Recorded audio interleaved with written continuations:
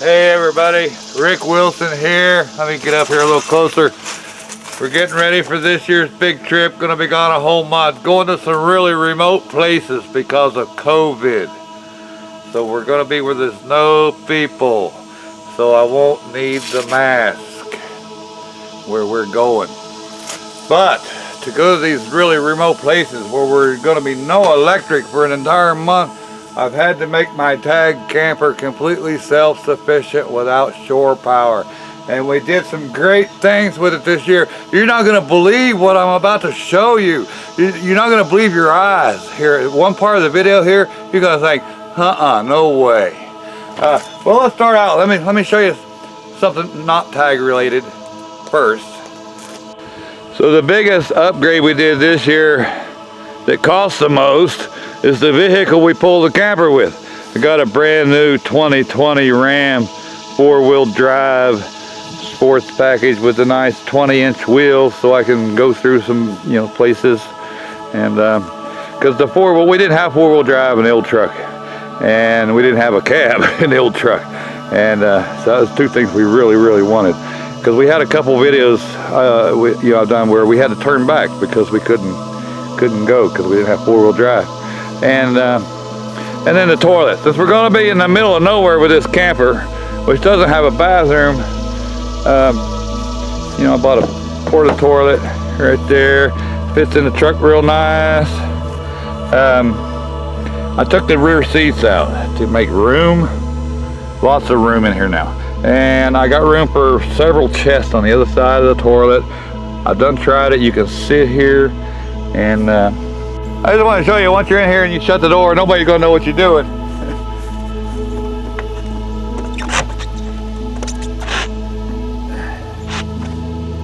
And it's finally comfy to sit on.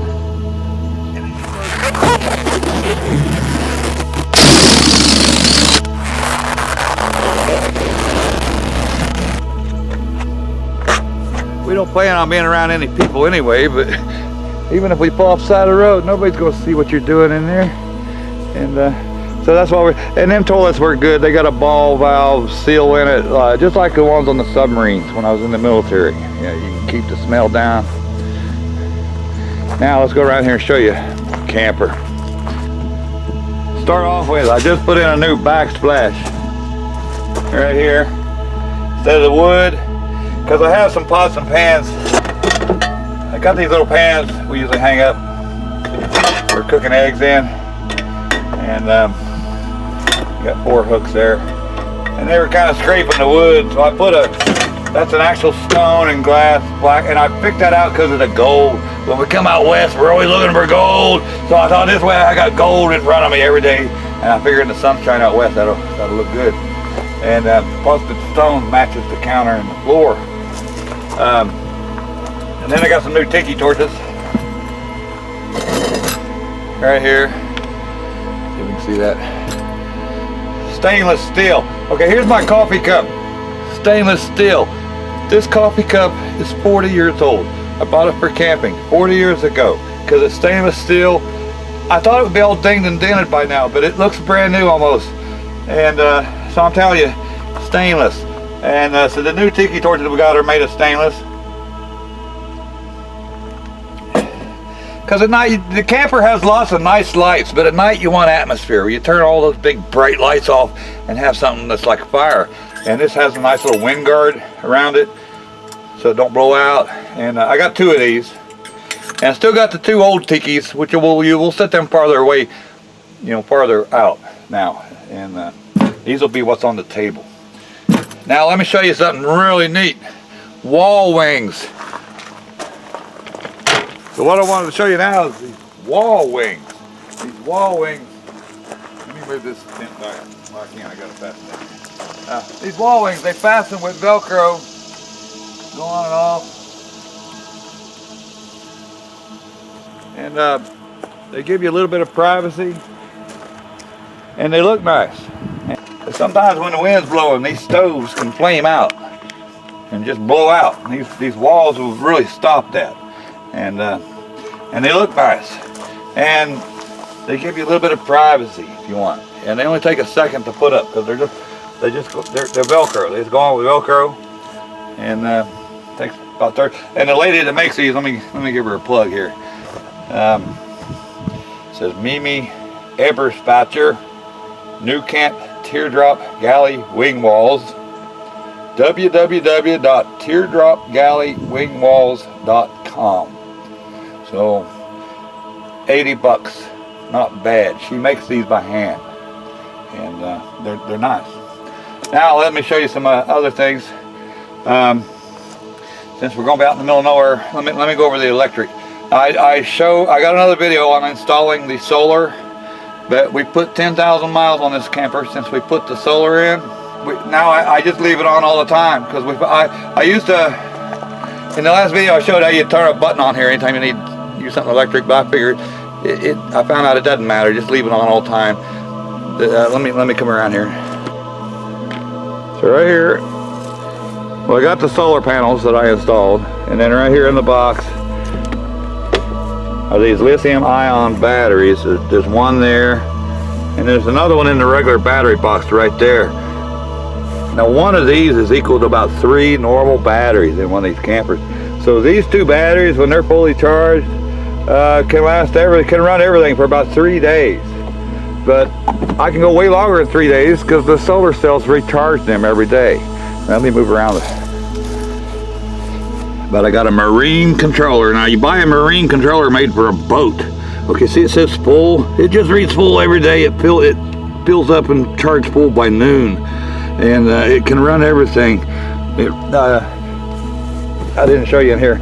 This thing here is an inverter. It makes 110 like your house. And I got it running to the back. And it's like my coffee with the Keurig. I can make toast with the toaster, run my fridge. And the only thing I was trying to figure out is the microwave, because the microwave runs on shore power. You don't normally have it when you're on battery. And because it is a microwave, I wanted to keep it to where I could use it on shore power, so I didn't know how to do that. So here's what I'm going to show you that you're not going to believe, okay? What I'm about to show you, you are not going to believe. To run the microwave, I take my cable for shore power and I plug it in, okay? And since I have no shore power,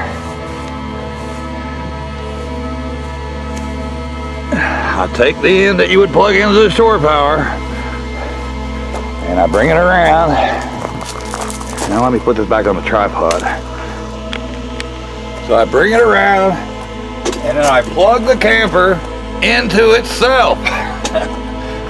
I know this sounds crazy. Look at this. Listen for the microwave to beep when it turns. Let me move the grill so I can. Listen for the microwave to beep when it gets power and comes on.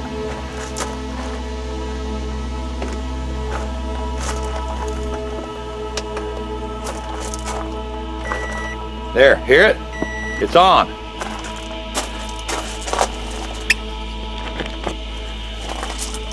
So I'm running from my inverter up front that comes from the battery out, and then going in where the shore power would be, which then runs to the microwave. I don't know if you can see that, but it is on. And I heated a cup of water in it the other day and it worked just fine. Now let me unplug this. And then when I'm on shore power, I can just plug into the shore power and it's still connected. So I know that I'm going to get some comments from people that this ain't possible to plug the camper into itself. But well, let me show you what I did now to make this work. Okay, the problem with doing this is you're plugging into the camper, but then the camper is going to try to run a charger that recharges the battery, which is using electric from the battery, and it's a big vicious circle, and you're thinking, and it bogs the mind down how that works. So what you do is you go inside, go to your breaker box there, turn all the electric off except the microwave so that the charging system isn't working. So when you plug in, it's running straight just to the microwave. And if you turn that breaker off and turn on breaker number 2, you can run this air conditioner. It's the same wattage as the microwave. You can run this air conditioner for about 6 hours before the battery goes dead. But I don't plan on running the air conditioner. That fan on the roof works just fine. Now let me show you a couple other things, because my wife is really picky, okay? And doing this camping trip, staying in very remote places. Let me move this back. So I convinced her, you know, about the toilet, because my mom used one of them toilets in her camper for many years, and there was no smell. If you use it properly, there's no smell. Okay? And then we got the fridge for the camper, but there'll be no ice. There'll be nowhere to get ice. So when we leave each day, leave the camper behind in the truck, we want to take some cold drinks with us, but there's no ice. So I've got, let me get this here. This is 40 years old, and it still works. You can still buy them though. It's a Coleman Thermoelectric cooler, okay? You take 2 pieces of metal, different types of metal, put a semiconductor material in between the 2 different types of metal, pass a current through them, and the entire thing gets cold, ice cold. And so it's a different kind of a cooler, and it runs on 12 volts. And I got a 12 volt socket right here on the wall, and then I got a 12 volt socket in the truck. And so we can just run this cooler off of the truck when we're driving around, and then when we come back, I'll set it out here, we plug it into the camper, and we run it off those big powerful batteries I got up front that gets recharged every day. One other thing I forgot to mention, I installed a charging center here. There's places you can put USBs to charge your phones and your cameras, and there's a couple extra outlets to charge if you have to plug in to charge something that way. And there's a charging center inside the camper, but I felt the charging center should be out here, because this is where you spend all your time when you got all your devices laying on the counter here, or now I can lay them in here. Hot water. The wife was complaining about a shower. She said, I have to go 3 weeks without a shower. She was first. I had to really talk her into this trip, but I had to do each of these things to accommodate her, and I really had to convince her on the shower. So what we got on the shower, I've had this laying around for years. My nephew runs a junk be gone place where he collects junk out of people's garages, and I took this from some of his junk. It's a solar shower. You fill it full of water, holds 5 gallons. You lay it in the sun for 4 hours, and the water goes up above 100 degrees. It gets really hot. I didn't believe it. I filled this thing up with water the other day and set it out here for 4 hours, and it was the water was so hot. I told her you'll have to add some cold water to it to actually take a shower. But then so I got that one, but I'm gonna use this one for hot water for doing dishes, okay? Each night we come back, we'll have a whole bunch of hot water for cleaning and doing dishes. For actually taking a shower, I ordered a new one off of Amazon, and it's got the shower head, and it works great. Nice hot water, and it'll give you 8 solid minutes with a nice shower head. And and you go to a campground, a pay campground, where you put the quarters in the machine to take a shower. You got to learn how to take a 3-minute, 4-minute shower. This here gives you 8 minutes, which is really plenty. And the hose will pop off and pop onto this thing if you don't have enough water. So I actually got 2 of them. And let's see. A couple more final things. Keeping warm and cooking. I wanted a tiny little charcoal grill. I like to cook with charcoal. Last year we took a little Coleman gas grill, but even it's kind of bulky. But I found this grill on Amazon, made by a company OPW, and it's solid steel. This thing weighs like 50 pounds. It was 70 bucks, but it comes apart. I don't know if you can see how thick it is. That is solid steel. And the reviews, okay, when I looked at I always look at the reviews on things before I order anything. And when I was on Amazon, this thing, all the reviews gave it a 5 stars.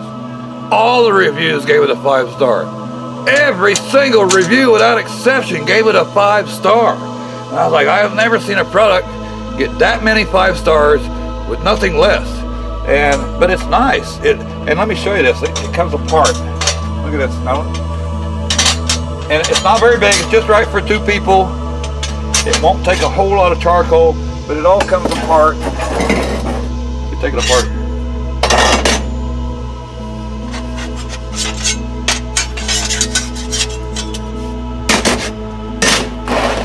It comes apart and it folds flat. Look at that.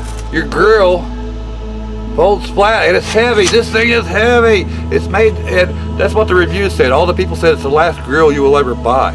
It's made so heavy that, you know, it'll last you forever. And that's what I was looking for. 70 bucks. Okay, 70 bucks. One other thing. We're going into Bear's Ears on this trip, and it's going to be cold. Okay, it's going to be cold. Now, how do you heat a little camper like this where you got no shore power? If you had shore power, you just plug in a little ceramic heater, you know, heat it. But we ain't gonna have no shore power. Now, ceramic heater uses too much energy to try to run it off the battery. I tried to find a low watt ceramic heater and you can't. There's only a couple that are 200-300 watts, and if you read the reviews, they were crap. They broke within 2 days. There was just nothing made that low wattage. So I was like, well, how are we gonna stay warm at night when it's that cold? Okay, let me get what I got here. So what I figured out, they make these electric blanket throws for like when you're sitting in the front of your car. And find the end of it here. They're 12 volt. They plug into a cigarette lighter. They're made just for one person. See how that just covers me? So I bought 2 of these. They're only 150 watts each. And I bought a Y thing so I can plug them both in and plug it right in a cigarette lighter. And you can easily run these. And the nice thing is you turn them on. They're both made the same way. You turn them on, they heat up and they stay warm for about 50 minutes, and then they automatically turn themselves off. So what happens is you'll wake up in the middle of the night, kind of cold. First you stay nice and toasty warm, and in the middle of the night you wake up, then you just reach over, turn it back on. It'll warm you all back up again, and that usually lasts me till morning. So I only turn it on when I go to bed, and in the middle of the night I might turn it on once. But you can turn it on as many times as you want, keep warm all night. And there's one for each of us, because there were times I wanted it on and she didn't want it. So this way we each got our own. And I think that's about it for this year's tag. I'm going to put a little piece on here about the places we're going, so you'll know that's coming. I still got a few more videos to put on before we leave. We're leaving in 3 weeks, okay? So I got a few more videos to put on. 1880s town and some other places, in Ohio, and Lincoln's house. I went to Lincoln's house in Illinois, okay, and that's coming. So, but anyway, here's some places we're going this year on this trip. We're about to take, we're going to go to Candylands and to the remote parts of it, the 4-wheel drive parts of it. Then we're going to go to Bear's Ears, which is really remote. Go see some archaeological Indian dwellings, sites, cliff dwellings, stuff that's like a couple thousand years old, still standing. And then we're going to go down to Death Valley, where there's some really nice stuff. Death Valley is a nice place. In October, it should only be about, that'll be the last part of the trip, because that puts us into October, and it should only be about 90 degrees in Death Valley. The last time, my other videos, I got some videos about Death Valley, but it was 120 degrees, and we couldn't really hike it. We stopped and took pictures, but you couldn't do any hiking in that kind of heat. This time we can actually do some hiking and see some more places. And but I still got some other travel videos coming, so hang in. We'll see y'all later.